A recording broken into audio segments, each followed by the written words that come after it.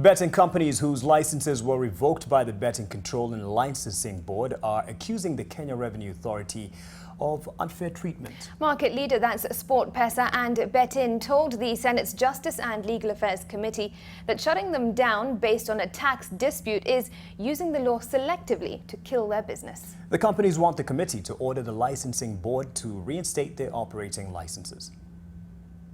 And it required, as one of the conditions, that Betin puts into a security an amount of 150 million shillings, which it paid, pending determination of the matter.